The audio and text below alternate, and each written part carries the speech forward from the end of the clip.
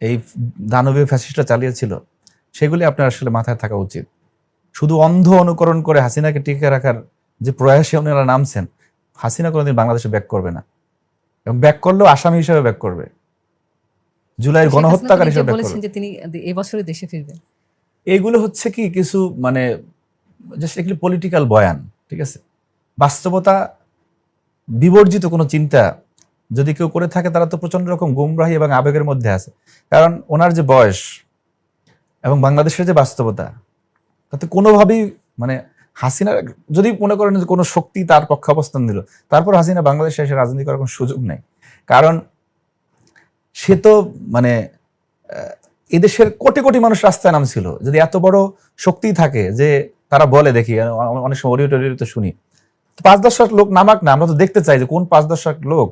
তারা তো বলে কোটির কথা, 5-10 লাখ লোক নামুক না বাংলাদেশে, ঢাকা শহরে আসুক, 5 লাখ লোক নামলেই তো একটা বিপ্লব হওয়ার কথা। পৃথিবীর ইতিহাসে কোনোদিনও গণ অভ্যুত্থানে পরাজিত শক্তির মাধ্যমে আর একটা প্রতিবিপ্লব হয় না। এটা এর সিঙ্গেল কোনো উদাহরণ আপনি দেখাতে পারবেন না। সুতরাং আওয়ামী লীগের আজকে যারা লাফাচ্ছে, এর একটা এটা হচ্ছে ওই যে হাজার হাজার কোটি টাকা বাংলাদেশের মানুষের শ্রম ঘামের টাকা যা আওয়ামী লীগ লোপাট করছিল, সেই টাকার কিছু অংশ ছেটাচ্ছে, আর কিছু অর্বাচীন না বুঝে এই ঝটিকা মিছিলগুলি করতেছে। সুতরাং এদের দ্বারা আওয়ামী লীগ পুনর্বাসনের কোনো পরিস্থিতি বাংলাদেশে তৈরি হবে না ইনশাআল্লাহ। মানে আমরা যেটা দেখছি যে একটা বাংলাদেশের রাজনীতিতে একটা ইতিবাচক পরিবর্তন এসেছে, এবং একই সঙ্গে মাননীয় প্রধানমন্ত্রী তারেক রহমান তিনিও কিন্তু সম্প্রতি এক বক্তৃতায় বলেছেন যে বিএনপি কিন্তু কোনো প্রতিশোধের রাজনীতি করে না, এবং তিনি একটা উদাহরণ দিয়েও বুঝিয়ে বলেছেন যে আমি যদি এই মুহূর্তে আমার মাকে জিজ্ঞেস করতাম যে 17 বছর তোমার সঙ্গে যে অন্যায় অত্যাচার হয়েছে সেটার কি প্রতিশোধ আমি নেব কিনা, যদিও আমার ক্ষমতা আছে প্রতিশোধ নেওয়ার, কিন্তু আমার মা, আমি জানতাম আমার মাও বলতো না এবং আমার ভাইও বলতো যে না। এই কথাটার সঙ্গে বর্তমানে রাজনৈতিক যে প্রেক্ষাপট আপনি দেখছেন, এটা কিভাবে দেখছেন আপনি? দেখেন, তারেক রহমানের যে উদ্ধৃতি দিয়ে আপনি কথা বললেন, আমরা প্রায়শই পৃথিবীর বিভিন্ন দেশের সরকার প্রধানদেরকে, যে টিকটক আমি বললাম, আমরা তাদের ইতিবাচক আচরণ দেখতাম আর কি। পক্ষান্তরে বাংলাদেশে এই যে সাম্প্রতিক সময়ের একজন ফ্যাসিস্টকে দেখেছি, যিনি বেগম খালেদা জিয়ার মতো সম্মানিতা নারী, তাকে কিভাবে সংসদের বাহিরে কত রকম বিদ্রুপ, কত বিষোদ্গার করে কথা বলতো। এবং এদেশের রাজনীতির কি স্টাইলে ছিল এতদিন, সেটি আপনি আমি সবাই ওয়াকিবহাল। কিন্তু তারেক রহমান যে স্টাইলে চলছেন, সেটি একেবারে সত্যিকার অর্থে বাংলাদেশের মানুষকে খুবই আশান্বিত করেছে। মানুষ আশাবাদী যে না, এই প্রথমবারের মতো আমার মনের ভাষায়, আমার প্রাণের ভাষায় একজন মানুষ কথা বলে, তার নাম তারেক রহমান। যিনি এই যে উদাহরণটি বললেন আপনি, এই যে গতকালকে একটি পরিপত্র জারি হলো, উনি গুলশান থেকে বের হয়ে একটা গন্তব্যের দিকে যাচ্ছিলেন, উনি দেখলেন যে একটি সরকারি মানে একটা মন্ত্রণালয়ের একটা মানে পোস্টার, সেখানে তার ছবি দেওয়া আছে। উনি মন্ত্রিপরিষদ সচিবকে ডেকে বললেন যে এখন থেকে সরকার প্রধানের ছবি 3D স্টাইলে, আইদার অন্য কোনো স্টাইলে এভাবে ব্যবহার করা যাবে না।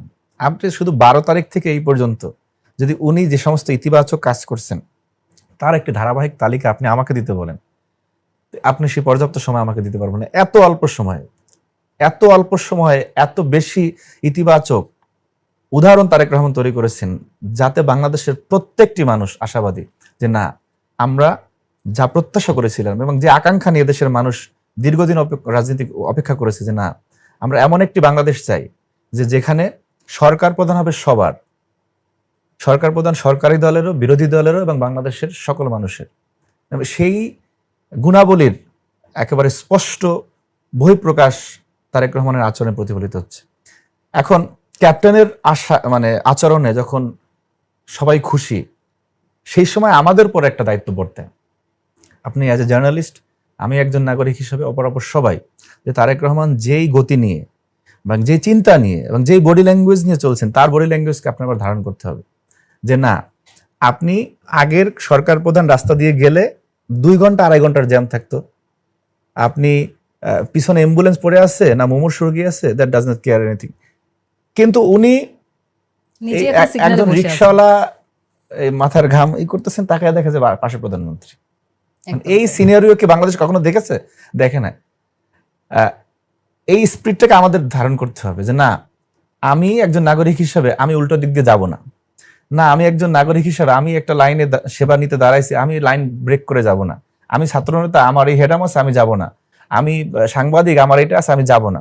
সেই স্পিরিটটাকে আপনি যখন ধারণ করবেন, সবাই সম্মিলিতভাবে এগিয়ে গেলে বাংলাদেশটা এগিয়ে যাবে। কিন্তু একজন মানুষ চেষ্টা করতেছে, তার ক্যাবিনেট ফাংশন করতেছে না অতটা প্রত্যাশা অনুযায়ী, পার্লামেন্ট ফাংশন করতেছে না, সচিবালয় ফাংশন করতেছে না, তাহলে একজন তারেক রহমান কিছু করতে পারবেন না। ঠিক আছে, একদম। এই জন্য আপনার আমার প্রত্যেকের জায়গা থেকে, একটা জায়গা থেকে তো পরিবর্তন শুরু হওয়া উচিত, এবং সেই পরিবর্তনটা শুরু হয়ে গেছে। হয়ে গেছে। ইতিবাচক চিন্তা করতে হবে, ঠিক এই পরিবর্তনের ধারাবাহিকতা রাখা উই উচিত। Should must go on with Tarique Rahman, যে সে যেভাবে যাচ্ছে সেভাবে যায়, সেভাবে। এবং কিন্তু সে যেটা ভুল করলে আমরা সমালোচনা করব, সে শুধরে নেবে। সেই মানসিকতা তারেক রহমানের আছে। মানে টোটাল ডেমোক্রেটিক একজন মানুষ। আপনি আপনার কাছ থেকে মতামত নেওয়ার, সে বেশি শুনে সে অনুযায়ী সিদ্ধান্ত গ্রহণ করতে পছন্দ করে। সুতরাং এই ধরনের একটা বাংলাদেশের প্রত্যাশা আমরা সবাই করতেছিলাম, এবং আলহামদুলিল্লাহ আমরা সেই বাংলাদেশের দিকে এগিয়ে যাচ্ছি। একদম তাই। আমি এই প্রশ্নটাতে আবার যাব, কিন্তু আমি যে প্রশ্ন দিয়ে শুরু করেছিলাম, প্রধানমন্ত্রী তারেক রহমান এই যে প্রতিশোধ পরায়ণ না হওয়ার যে একটা বার্তা তিনি দিয়েছেন, এই বার্তাটি কি আওয়ামী লীগের জন্য, নিষিদ্ধ ঘোষিত সংগঠন আওয়ামী লীগের জন্য কি কোনো ইতিবাচক বার্তা বহন করে কিনা? আওয়ামী লীগ একটি বড় রাজনৈতিক দল, নিষিদ্ধ ঘোষিত হলেও তাদের অনেক কর্মী সমর্থক বাংলাদেশের গ্রামে গ্রামে আছে। এখন আপনি তো চাইলেই এদেরকে দেশান্তরিত করে ফেলা, নির্মূল করে ফেলা, সে রাজনীতিটা করতে পারবেন না। কিন্তু আওয়ামী লীগের যারা কারো উপরে জুলুম করে নেয় বা দানবীয় আকার ধারণ করে নেয়, তাদের একটি শুভবুদ্ধির উদয় হওয়া উচিত, যে যেই হত্যাযজ্ঞ ঘটেছে, যেই নিপীড়নের ঘটনা ঘটেছে, আমি যদি 2010 সালের চৌধুরী আলমের কথা দিয়ে শুরু করি, কাউন্সিলর, সে গুম হওয়া থেকে শুরু করে 5ই আগস্টের আগ পর্যন্ত এতগুলো রাজনৈতিক নেতাকর্মী যে গুম হলো, আমাদের জগন্নাথ বিশ্ববিদ্যালয়ের মাজাল ইসলাম রাসেল, আমাদের সূত্রপুরের সেলিম রেজা পিন্টু থেকে শুরু করে তেজগাঁর আমিরুল ইসলাম জাকির, আপনার তরিকুল ইসলাম ঝন্টু, বিমানবন্দরের নিজামুদ্দিন মুন্না, আমি এরকম শত শত নাম বলতে পারবো। এরপরে প্রায় এই যে 2,5-3 হাজার মানুষকে ক্রসফায়ার দেওয়া হলো, ঠিক আছে, রাজনৈতিকভাবে হত্যা করা হলো। এই রকমের নিরাপদ সড়ক আন্দোলন, কোটা সংস্কার আন্দোলন, শাপলা চত্বর, সেই ক্ষমতা গ্রহণ করার কয়েকদিনের পরে পিলখানা হত্যাযজ্ঞ, এই সমস্ত ঘটনার কি বিচার হওয়া উচিত নয়? এটা কি আওয়ামী লীগের যারা আপনার মনে করেন একজন শিক্ষক আওয়ামী লীগ করেন, কারো কোনো ক্ষতি করেন, আওয়ামী লীগ করেন, সে এই মুহূর্তে হাসিনাকে ফিরিয়ে আনার জন্য বা আওয়ামী লীগ অপরাধ করেন, এই জাস্টিফিকেশনে যেতে পারেন না।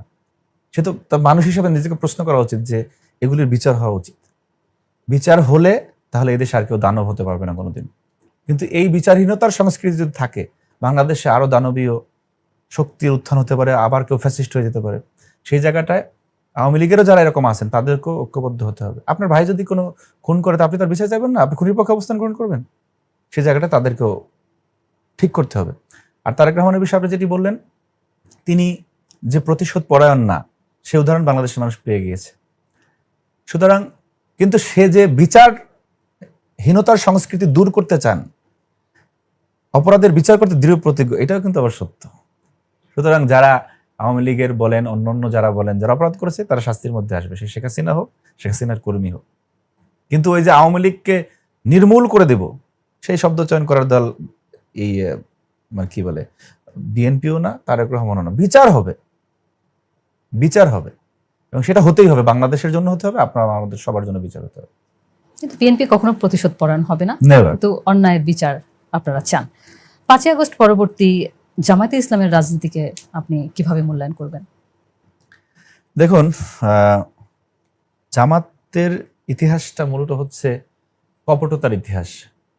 5ই আগস্টের পরে আপনার খেয়াল থাকবে, সর্বপ্রথম আওয়ামী লীগকে ক্ষমা করে দিয়েছিলেন আমাদের জনাব ডাক্তার শফিকুর রহমান। তিনি বলেছিলেন যে এতদিন যা হয়েছে, মানে উনি এই অধিকার কোথায় পেলেন যে একেবারে যখন শহীদের রক্ত শুকায় নেয় তখন, আমার সম্ভবত 7 আগস্টের এই কথা, যে এবং আওয়ামী লীগকে ফ্যাসিস্ট বলা, সেটা ওনাকে ব্যথিত করে। ঠিক আছে, এই ধরনের একটা বক্তব্য আপনি দেখবেন এখনই ইউটিউবে বা গুগল করে দেখেন। এরপরে আপনার সেই দিন থেকে আজকে পর্যন্ত মানে প্রত্যেকটা ঘটনার বাঁকে বাঁকে আপনার সংস্কার নিয়ে ওনাদের বয়ান, নির্বাচন নিয়ে ওনাদের বয়ান। আপনি দেখবেন যে প্রফেসর ইউনূস, আপনি নামাজ পড়তে গেছেন, ঈদের নামাজ, সেখানে অনেক লোকজন দাঁড়িয়ে বলতেছে যে স্যার 5 বছর স্যার 5 বছরের আগে অন্য কার কাছে দেওয়া যাবে না। ঠিক আছে, মনে আছে কথাগুলো? জামাতের বয়ান।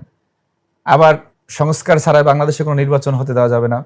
আমার সেক্রেটারি জেনারেল সাহেব গোলাম পরোয়ারের কথা এখনো আমার কানে বাজে, মানে খুব চিল্লাইয়া যে পিয়ার ছাড়া এদেশে কোনো নির্বাচন হতে দেওয়া যাবে না।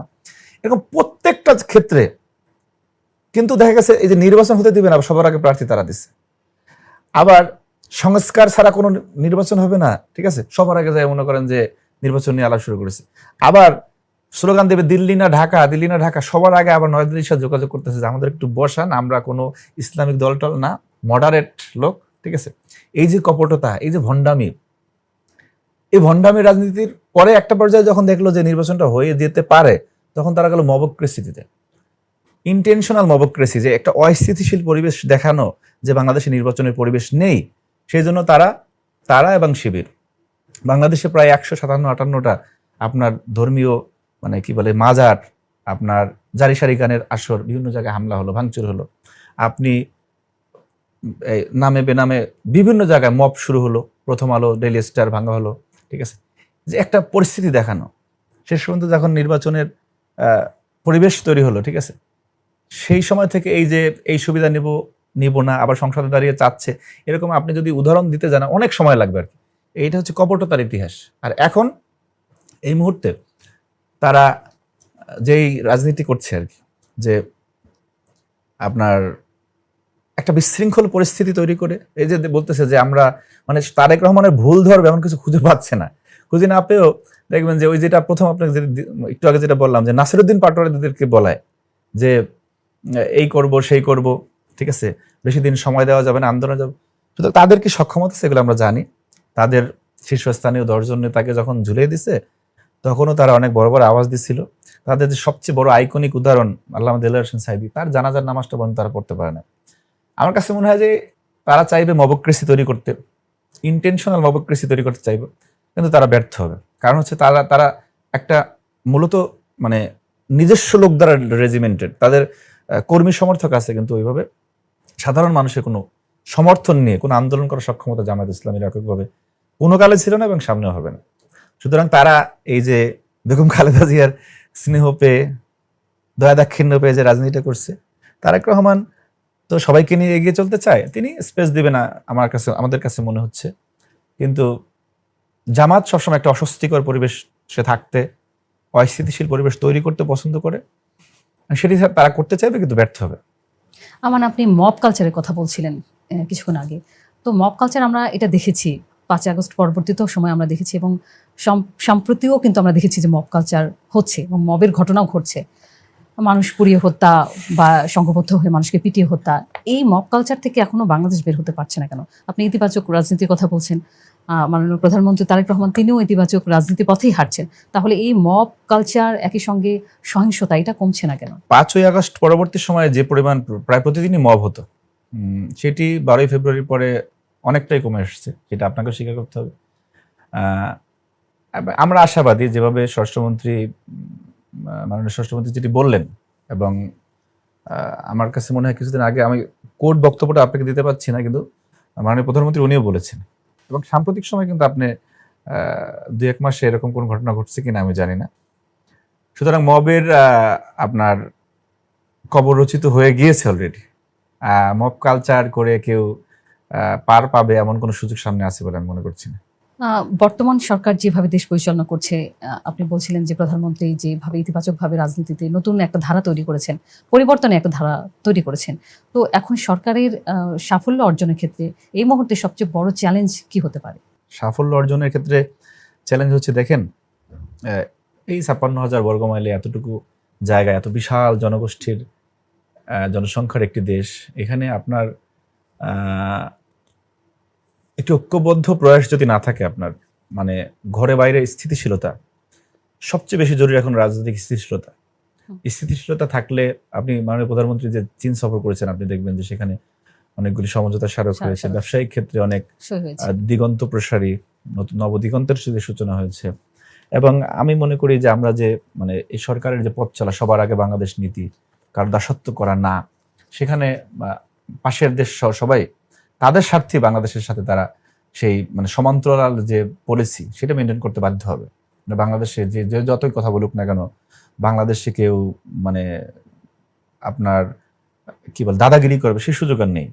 সুতরাং যদি রাজনৈতিকভাবে স্থিতিশীলতা থাকে এবং যে সমস্ত কর্মপরিকল্পনা এবং তারেক রহমান প্ল্যান নিয়েছেন, যেমন এই যে একটি ছোট্ট উদাহরণ দিই আপনাকে, যে নতুন উদ্যোক্তা যারা আর কি স্টার্ট আপ যারা করে আর কি, মানে সিড ফান্ডিং এর বিষয়টা, যে নতুনভাবে একটি কাজ শুরু করছে সেখানে সরকারের পক্ষ থেকে প্রণোদনা দেওয়া, সহায়তা করা, এভাবে ছোট ছোট যারা যুবকরা তাদেরকে যে কর্মসংস্থান দিকে নিয়ে যাওয়ার যে সরকারের যে প্রয়াস, এবং কর্মমুখী শিক্ষার কথা, কারিগরি শিক্ষার কথা, যে আমাদের যে দেশে যে গতানুগতিক অনার্স মাস্টার্স পাস করে একটা সময় গিয়ে বিসিএস মুখী হয়ে যায়, সেই জায়গা থেকে বের হয়ে হাতে কলমে যে শিক্ষা।